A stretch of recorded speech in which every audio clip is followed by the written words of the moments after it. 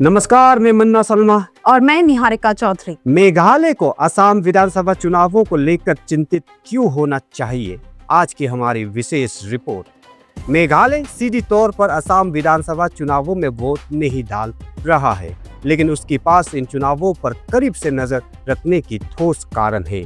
असम में जो कुछ भी होता है उसका असर अक्सर मेघालय की राजनीति, अर्थव्यवस्था और यहाँ तक कि रोजमर्रा की जिंदगी पर भी असर पड़ता है। पहले नंबर में अंतरराज्यीय सीमा तनाव।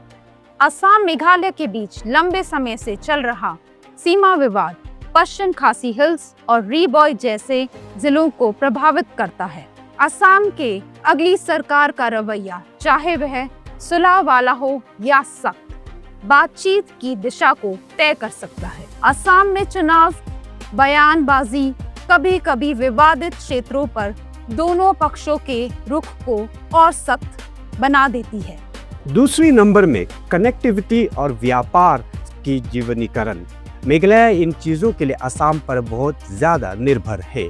सड़क और रेल कनेक्टिविटी, जरूरी चीजों की आपूर्ति जैसे कि ईंधन, एलपीजी और खाद्यान्न, पूर्वोत्तर के बाहर के बाजारों तक पहुंच। असम में होने वाले नीतिगत बदलाव, खासकर परिवहन, टैक्सेशन या नियमों की पालन से जुड़ा बदलाव, मेघालय की अर्थव्यवस्था पर सीधा असर डाल सकती है। तीसरे नंबर पे कोयला, पर्यावरण और नियम। ये मुद्दा कोयला परिवहन के रास्ते, पर्यावरण के नियम का पालन, चेक गेट और अंतरराज्यीय आवाजाही, ये अक्सर असम की नीतियों से प्रभावित होते हैं।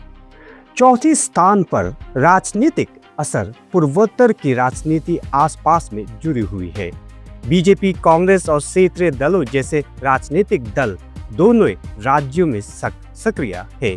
असम में होने वाले गठबंधन या राजनीतिक बदलाव मेघालय चुनावों की राजनीतियों को नया रूप दे सकते हैं। पांचवें नंबर पे कानून व्यवस्था और प्रवासन। सीमावर्ती जिलों को अक्सर इन समस्याओं का सामना करना पड़ता है। लोगों की आवाजाही, सुरक्षा, समन्वय से जुड़े मुद्दे। निष्कर्ष में असम के चुनाव में मेघालय का कोई वोट नहीं है, लेकिन चुनाव के नतीजों में उसका हित जुड़ा हुआ है। ये नतीजे सीमा पर शांति, आर्थिक प्रभाव, राजनीतिक संतुलन और पूरे पूर्वोत्तर क्षेत्र की स्थिरता को प्रभावित कर सकते हैं। इतना ही आज के लिए। आप देख रहे थे आपकी अपनी लठवा न्यूज़।